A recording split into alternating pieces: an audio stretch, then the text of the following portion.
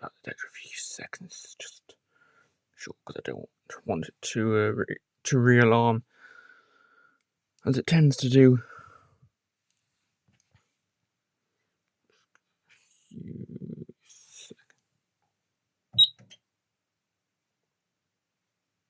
Yeah, no, it's not going to re-alarm. And it's not even going to pre-alarm either. That's good.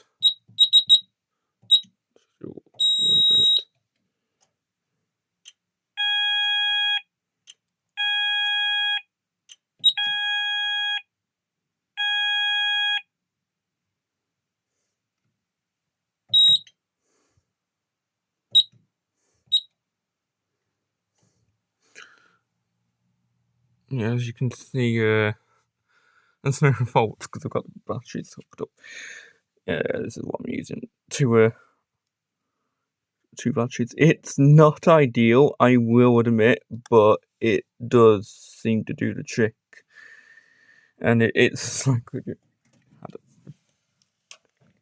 have to be honest. It's inside of the panel. It's inside. Yeah, thanks for watching. Peace.